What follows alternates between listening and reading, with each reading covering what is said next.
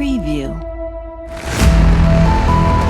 Seguimos contando una historia en la pantalla de Canal 7, seguimos con Miguel García. En este caso, el juicio a las juntas sería el título, ¿no? Cuánto que estamos diciendo con esa frase tan corta, algo que caracterizó, que le dio identidad al gobierno de Raúl Alfonsín, y justamente Miguel, por su intensa actividad parlamentaria, política en definitiva, pudo lograr un pase, pudo estar presente en una de las jornadas del histórico juicio a los militares de la última dictadura, y bueno, por supuesto, hay mucho para contar al respecto. Como habíamos dicho al final de la anterior nota, una de las cosas más importantes que me pasaron en mi vida fue haber podido presenciar una de las sesiones del juicio a las juntas. Debido a la amistad que yo tenía con Jaunarena me había pedido en su momento, yo no sé si fue en el momento que yo lo acompañé a Rubén a hacer las gestiones que relaté anteriormente, o si ya no habíamos tenido una charla anterior, y él me había pedido que él sabía que yo viajaba periódicamente cada 20 días a Buenos Aires para comprar mercadería para mi negocio, y yo fue en una de las pocas oportunidades que, además de la actividad política, pude seguir trabajando en lo mío. Por supuesto que le destinaba mucho menos tiempo, pero tenía que ir cada 20 días a comprar mercadería a Buenos Aires. Entonces me dijo, mirá, yo necesitaría que vos cada tanto te pidas una audiencia y charlemos, porque vos no te imaginás lo que es la función pública. Es tan, pero tan absorbente que uno pierde noción de cómo está la cosa en la calle. Y yo con vos siempre he tenido buen diálogo. Yo tenía una relación con él de la década del 70, cuando nosotros no pudimos ser concejales acá. Él sí fue concejal y presidente del bloque de concejales del radicalismo en Pergamino. Claro. Y yo era con una de las personas que más coincidencias tenía, porque aunque parezca mentira, uno es radical, pero no con todos los radicales coincidís. Con algunos estás más cerca, con otros estás menos cerca, sí, y con otros estás muy lejos. Sí, sí. A pesar de estar en el mismo partido. Sí, sí. Y yo con Horacio siempre tuve pero muy buena relación y coincidencias fundamentales. Entonces él me pidió que cada tanto fuera a verlo. Y bueno, yo cada tanto lo iba a visitar. Y acá tengo que comentar un hecho que fue, yo no sé cómo definirlo, pero yo te lo voy a relatar. En una de esas, es decir, el Ministerio de Defensa, si mal no recuerdo, en el quinto o sexto piso está los despachos del ministro, en este caso era Borrás, y de Jaunarena. Es decir, un pasillo largo, en los dos extremos estaban los despachos de ambos.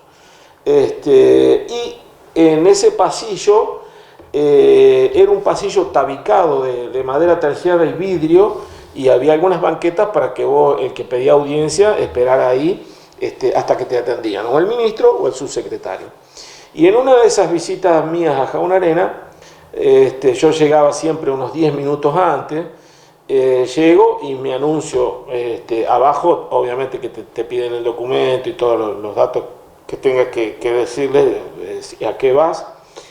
Pero ese edificio son todos militares, ahí, a pesar de vivir en democracia, eran o soldados o con algún grado menor, pero todos cumpliendo alguna función que tenía que ver con el militarismo. Entonces me siento a esperar que llegue la hora para ahí a metros del despacho de Jaunarena, y escucho del otro lado una conversación que una persona le decía a la otra, así nos va a ir también, vamos a terminar sembrando café en este país.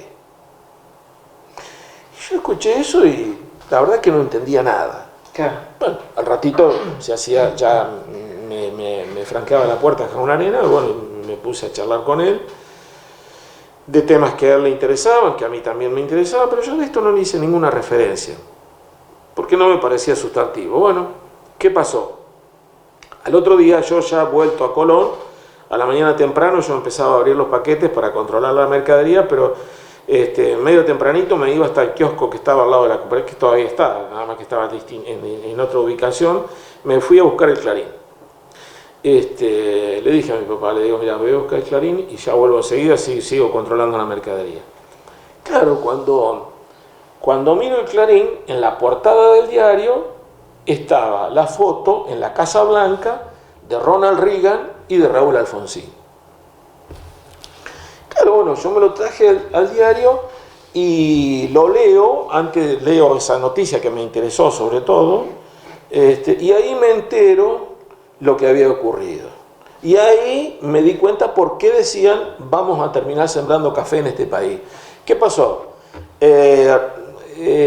Acá también es interesante lo que te voy a comentar, porque estoy seguro que muchas personas de los televidentes no conocen esto que yo voy a comentar.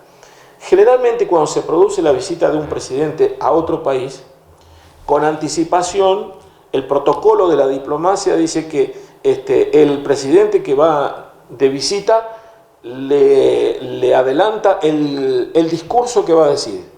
Y el dueño de casa, el anfitrión, hace lo mismo. Le envía el texto del discurso con el cual lo va a recibir. Ahora, ¿qué pasó? Alfonsín había estado en una reunión del subcontinente en Venezuela, creo. Y cuando termina esa reunión en Venezuela, que creo que tenía algo que ver también con el Mercosur, si mal no recuerdo, uno de los presidentes allí presente lo llama aparte a Alfonsín y le dice, doctor Alfonsín, estoy enterado que usted en unos días va a visitar Estados Unidos. Sí, sí, le dice Alfonsín. Bueno, mire, dice, yo le sugiero lo siguiente, esté muy atento porque Reagan tiene la costumbre de cambiar el discurso. Claro, bueno, Alfonsín lo escuchó, pero mirá lo que pasó después. Cuando se baja del avión que lo llevaba, obviamente las cuestiones protocolares, del saludo, de la foto, etcétera, etcétera, y en un momento en que Alfonsín se desprende de Reagan, se le acerca a Alfonsín la traductora, la que iba a traducir de inglés a castellano, de castellano a inglés. Y le dice, señor presidente, dice, tengo que advertirle que el presidente Reagan está acostumbrado a cambiar el discurso. El mismo relato que le habían hecho en Venezuela a Alfonsín. Ya estaba sabiendo de antemano. Claro, Alfonsín iba preparado con su discursito escrito y todo. Efectivamente, Reagan no tiene mejor idea que quererlo embarcar en una posible invasión de Nicaragua, donde ya empezaba a crecer la figura de Ortega. Y lo quiere embarcar y comprometer a Alfonsín. Tan luego Alfonsín. Claro. Bueno, Alfonsín lo escuchó atento y respetuosamente, ¿y qué hizo? El discurso que llevaba escrito hizo así, lo dobló, se lo metió en el bolsillo y le improvisó una respuesta. Encima le dio pie para avanzar más allá del tema puntual de Nicaragua, porque Alfonsín le dice que la Argentina jamás se va a comprometer en los conflictos internos de un país hermano, que eso es patrimonio y decisión de ese propio país, pero que aprovecha la oportunidad para expresarle al país más importante o a la economía más importante del mundo que hay que ser solidario y colaborar con los países que menos tienen. Que le pegó para que se guardara, para que tuviera que guardar el tiro por la culata. Exactamente. Y de ahí le digo a mi viejo, le digo, vos fijate, por eso estos militares que estaban ahí dijeron esto. Claro, porque Nicaragua, uno de los países, una de las cosas de su economía es el café, la producción de café. Así que fíjate vos... Si te le plantas a Estados Unidos, lo más probable es que te salga mal, han pensado... Exactamente. Claro. Así que bueno, y además la simpatía normal y tradicional de los militares con Estados Unidos, sobre todo el arma ejército. Exactamente. Entonces, en una de estas reuniones, se me da por preguntarle a Juan Orena, le digo, decime Horacio, es muy difícil, muy complicado venir a presenciar una de las sesiones de la Junta en la Cámara Federal. No, me dice, pero ojo, apurate porque esto, dice, no va a pasar mucho tiempo que se va a cerrar el juicio. Entonces le dije, bueno, ¿cómo tengo que hacer? No te hagas problema. Dice, yo ahora le digo a la secretaria que te dé una entrada. Y me dio la tarjetita, con una fecha y un horario determinado. Yo ese día me vino bien porque yo pude hacer mis compras, dejé una hora creo antes el trabajo mío y me fui a la Cámara Federal. Claro, cuando llego ahí faltarían, no me acuerdo si 45 minutos, pues así ya había bastante gente. Entonces empezamos a avanzar porque la policía que estaba de custodia nos hace avanzar y llegamos a una parte donde había como un marco de metal donde tenías que pasar sí o sí por ahí, que después me enteré que era un detector de metales por si alguno entraba con algún arma. Claro. Yo iba con mi portafolio lleno de papeles, de mis compras. Sí. Así que entro y lo que sí me llamó la atención es que había grupos que se inclinaban o se desviaban hacia la derecha y otros hacia la izquierda. Y yo seguía por el medio. Cuando llego, que me abren la puerta o que abren la puerta al recinto, ingreso y me encuentro solo.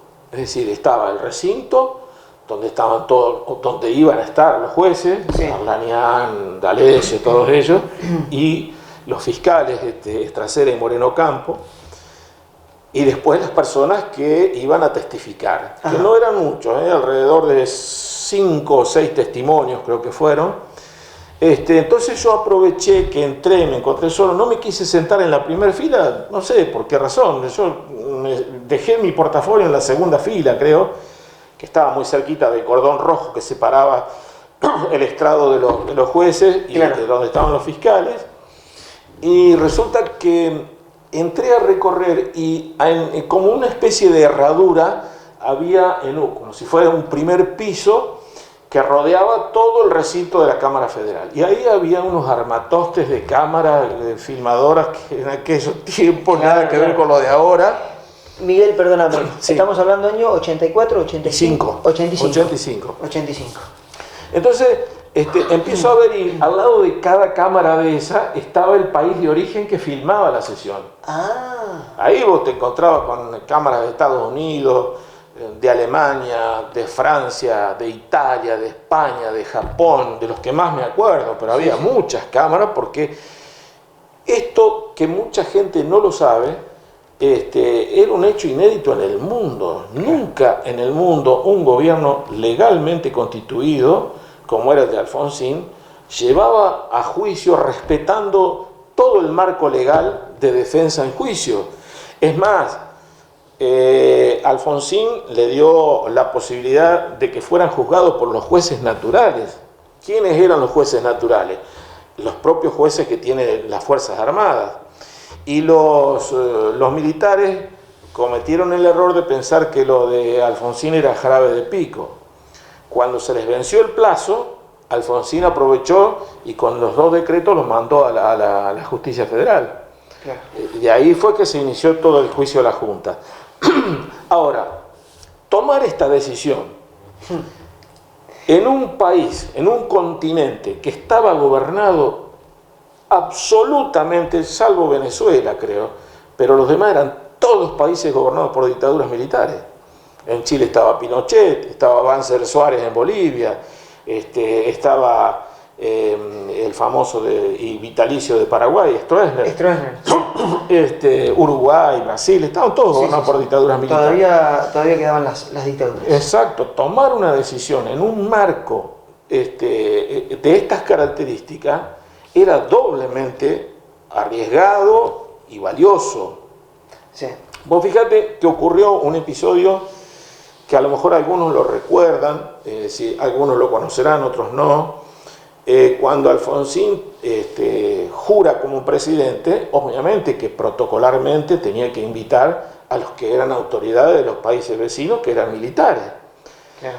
Pero ¿qué hizo Alfonsín? Para no tener problemas de índole, de relaciones exteriores, no podía dejar afuera de su jura como presidente a los representantes de los partidos políticos que estaban proscriptos en los países de origen. Y uno de los que más se habló fueron los dirigentes chilenos de la democracia, pero que estaban proscriptos porque Pinochet era. Entonces, en una segunda o tercera fila aparecían los hombres de la democracia que estaban proscriptos en el continente.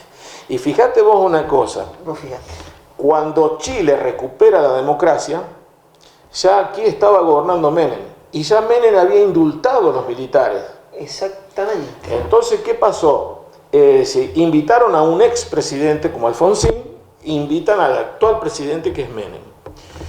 Y fue notable la diferencia, notable.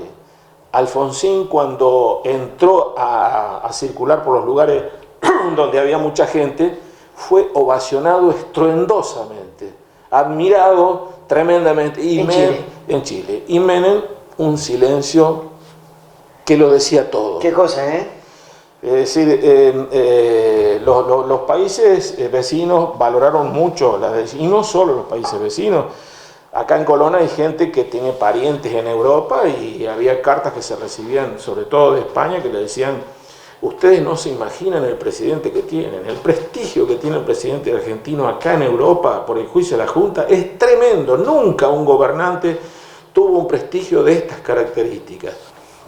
Miguel, imagino que lo que se ha podido observar en ese recinto, en esa jornada que tuviste, en el juicio de las juntas, ha sido todo muy valioso, se ha prestado demasiada atención por lo que representaba, ¿no?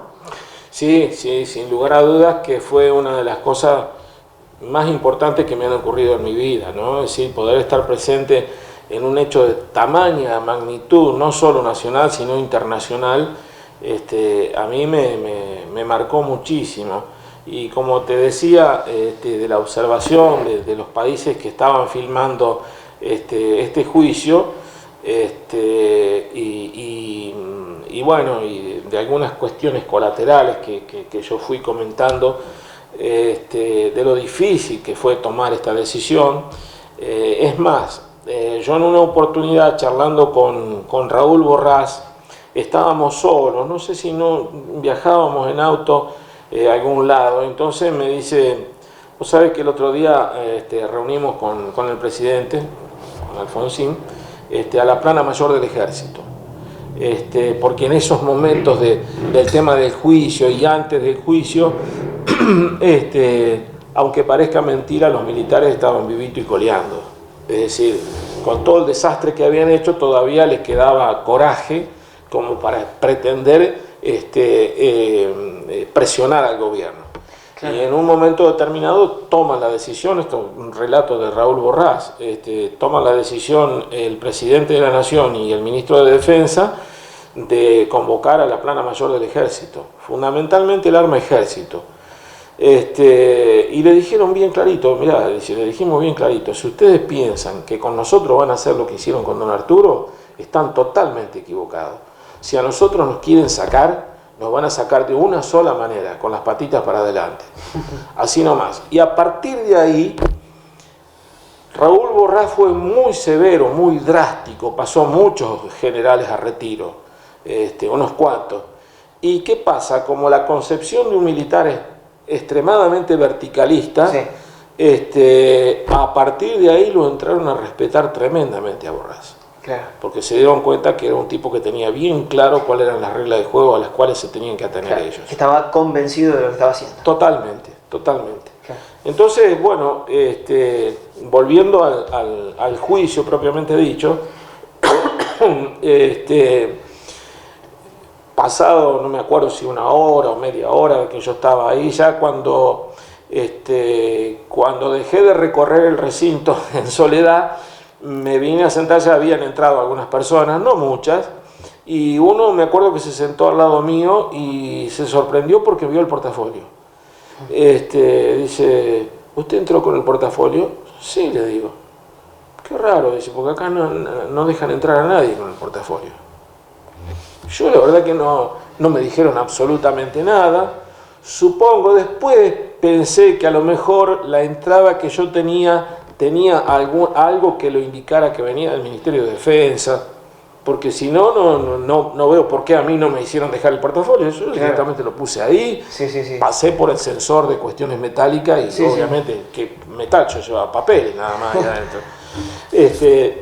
Así que bueno, Y empieza la sesión de ese día, empiezan a aparecer ya estaban todos los jueces sentados en el estrado y los fiscales, y empiezan a entrar a declarar, y no tomaron más que 5 o 6 declaraciones, si mal no recuerdo, pero a mí me llamaron poderosamente la atención el testimonio que dieron un secretario del Colegio de Abogados de Formosa, que relata cómo lo detienen y qué le pasó después de la detención. A él lo levantaron en el centro de Formosa, en un auto, y a las pocas cuadras que lo llevaban en el auto, rodeado una persona de cada lado y otro que conducía el auto, le pusieron una capucha en la cabeza, le pusieron los brazos atrás y le pusieron una esposa. Y él no, obviamente, como iba encapuchado, no supo calcular el trayecto que recorrió de esa manera, pero llegó un momento en que el auto para, lo tiran empujones abajo del auto, o lo sacan del auto, lo tiran en la calle, y uno de las 2 personas le decía al otro, matalo vos.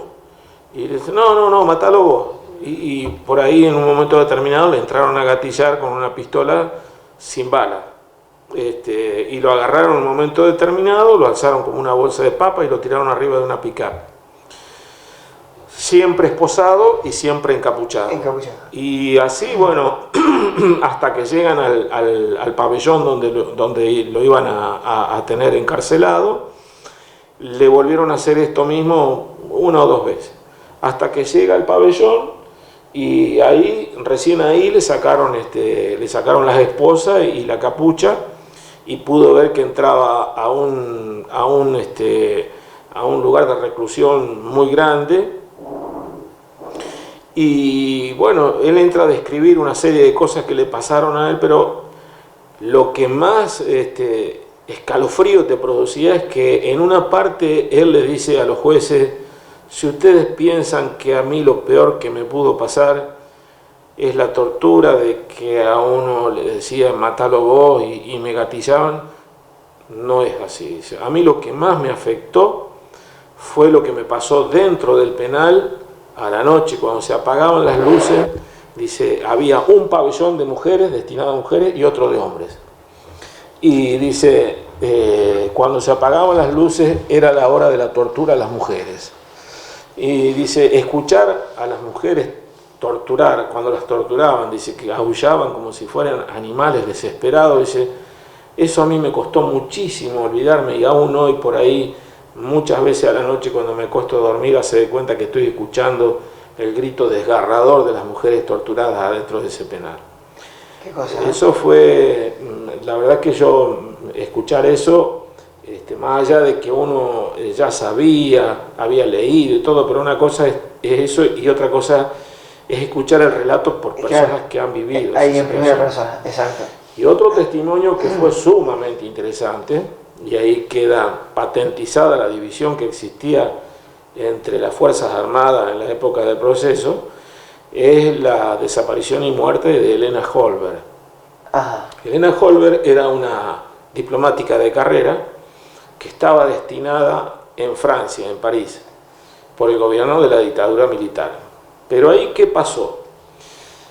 Ahí, es decir, ciertas cosas que uno ya de antemano conocía, es decir, que había dentro de la misma junta, había divisiones entre ellos, había una figura que tenía pretensiones políticas, que era el almirante Macera. El almirante Macera, ¿qué hizo? Entre otras cosas, montó una embajada paralela en París, Francia, donde la iba a utilizar como plataforma de lanzamiento europea de su futura candidatura a presidente de la nación, una vez que se produjera la apertura democrática. Y se sabía perfectamente bien que Macera estaba muy vinculado al Grupo Montonero. ¿Qué pasó? Digamos, las relaciones exteriores oficiales del gobierno argentino de la dictadura estaban en el sector obviamente, de Videla. y Elena Holberg era empleada de la embajada, ella respondía a Videla. Claro. Pero ¿qué pasó? En algunas oportunidades, cuando Macera armaba alguna reunión importante dentro de esa embajada paralela, invitaba a los argentinos que estaban en la embajada oficial, digamos, ¿no es cierto? Sí, una cosa de no querer, ¿eh? Exactamente. Y bueno, ocurrió que esta mujer, Elena Holberg, que parecía que no sabía de qué estaba formando parte y la peligrosidad de lo que ella dijo, ella tuvo algunas expresiones cuando van a esa reunión, que fueron, dicho sea de paso, de mala gana, pero fueron. Se encuentra Elena Holberg con la mujer de Macera, que tenía un colgante y una piedra muy costosa. Aparece, si yo miro esa piedra no conozco nada, no sé, pero ella se ve que conocía. Entonces, esta Elena Holberg no tiene mejor idea que decirle a la mujer de Macera: te la regaló Firmenich a ese colgante. Y la mujer de Macera dicen que no contestó absolutamente nada, y esta volvió, nuevamente insistió y no le contestó en ningún momento. Tiempo después, Elena Holberg tiene que venir a la Argentina, que parece que era de rigor, que cada tanto venían a rendir cuenta de lo que estaban haciendo en la embajada en París, en Francia, y cuando se baja en Ezeiza, la abordan en un auto, se la llevan y después apareció el cadáver en el río Luján. Fue un testimonio bastante también duro. Había algunos detalles que yo no los conocía, pero sabía perfectamente bien quién era Elena Holberg, ¿no es cierto? A través del tiempo, por ahí, y del desconocimiento de ciertas cosas, Cristian, la gente, yo creo que no se dio cuenta de la importancia que tuvo este juicio a las juntas en su momento. Pero lo que realmente a mí me duele, pero me duele tremendamente, y yo lo expresé en una nota en el diario La Voz de Colón, que para mí fue literalmente una canallada. Cuando Néstor Kirchner era presidente, hubo un acto en la ESMA donde hizo descolgar el cuadro de un genocida de ahí. Sí. En el discurso termina diciendo que por fin la democracia, después de 20 años, se acuerda de los derechos humanos. Claro. Y yo realmente lo estaba escuchando, estaba viendo la televisión cuando estaba ocurriendo eso. Y a mí, cuando escuché eso de la palabra de otro presidente como Kirchner, pero hacía de cuenta que se me retorcían las tripas. Yo digo, ¿cómo puede este hombre decir semejante barbaridad, obviando lo que fue el juicio a la Junta? No es lo mismo bajar un cuadro que llevar al juicio a la Junta cuando el país estaba rodeado de dictaduras militares, donde tomar una decisión de esas características no era fácil. Sí. Es más, fue una decisión única en el mundo. Algunos la comparan con algún proceso que hubo en Grecia, pero nada que ver, no llegó a la altura que llegó esto. Es más, a raíz de esa expresión, aparentemente la mujer de Néstor Kirchner, Cristina Kirchner, le dijo: che, Néstor, te olvidaste de lo que hizo Alfonsín en el 85 con el juicio a la Junta. Dice, tendrías que llamarlo, pedirle disculpas. Dicen, yo no sé si es cierto esto fue un relato de José Pepe Leayer, que aparentemente existió ese diálogo, que Kirchner levantó el tubo del teléfono, lo llamó al doctor Alfonsín y le dijo: doctor Alfonsín, me imagino que usted estará muy enojado por lo que dije yo hoy en la ESMA. Y Leayer dice que Alfonsín le contestó: no, yo no estoy enojado, dice, yo estoy triste porque hoy usted mintió. Claro.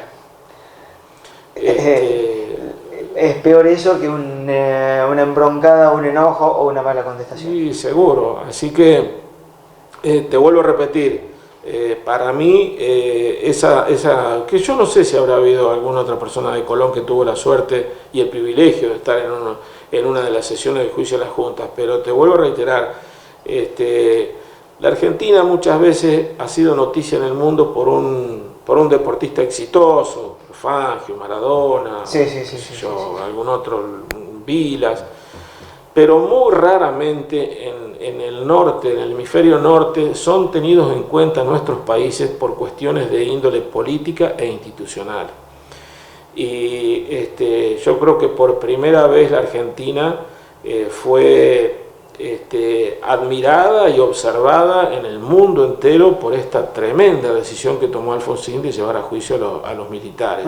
Y mucho más valioso que esto fue hecho en un marco de respeto total y absoluto a la justicia y a la ley, cosa que ellas no hacían.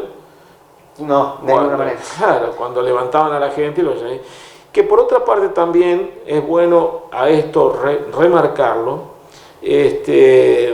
Alfonsín no necesitó llegar a la presidencia de la nación para observar la importancia que tenían los derechos humanos. Alfonsín fue uno de los pocos dirigentes que en la dictadura se jugó el pellejo, presentando recursos de habeas corpus para salvar de la guillotina a muchos argentinos. Y mirá lo que me pasó, esto yo te lo iba a contar cuando entremos después a hablar de mi paso por la legislatura, pero tiene que ver con esto. Cuando yo fui diputado, había un diputado del Partido Justicialista de Chascomús, del pueblo de Alfonsín. Exacto. Daba la casualidad que Fernandino se llamaba apellido. Nosotros decíamos el Chango Fernandino por un corredor de carrera. Claro, que le decían el Chango Fernandino. Entonces nosotros le solíamos decir el Chango también a él. Y un día nosotros no coincidíamos en ninguna comisión. La comisión más importante en la que trabajaba Fernandino era la Comisión de Presupuesto y Hacienda. Y un día íbamos los dos justamente a distintas reuniones y a distintos ámbitos, y él me encuentra en el pasillo, en uno de los pasillos de la Cámara, y me toma así del hombro fraternalmente y me dice: García, dice, te voy a contar algo. Sí, le digo, ¿qué me tiene que contar, Chango? Dice, vos sabés una cosa, yo le debo la vida a tu jefe. Dice. Vos sabés, dice, que yo soy de Chascomús. Sí, le digo, yo sé que sos de Chascomús. Bueno, a mí los militares me chuparon, dice, en la época del proceso. Me llevaron y mis viejos, dice, fueron urgentes a hablar con Alfonsín. Y a raíz de que Alfonsín presentó un recurso de habeas corpus en tiempo y forma, me tuvieron que soltar, dice. Vos fijate. Increíble. Que son las cosas que por ahí yo creo que también hay que tenerlas muy en cuenta, porque no era fácil, Cristian, que una persona se jugara el pellejo en esa época, más allá de que fuera una figura conocida de la política, jugarse haciendo ese tipo de cosas. Y Alfonsín, además después creó la CONADEP, la Comisión Nacional de Desaparecidos, con gente muy ilustre como Ernesto Sábato, Magdalena Ruiz Guiñazú y otros que en este momento esta mujer, Graciela Fernández Mejía, que también justamente el haber armado él esta CONADEP, eso fue lo que después los testimonios que ahí se toman fueron los que dieron el basamento legal a los fiscales, acusadores, después como Estracera y Moreno Campos. Exactamente. Por eso es importante no perder de óptica el contexto histórico en el que pasó todo esto, ¿no? Totalmente. Eso es muy importante. Es fundamental. Miguel, te agradezco, cerramos un capítulo muy importante, muy valioso para nuestra historia, y bueno, lo vamos a retomar en cualquier momento. Muchas gracias, Cristian.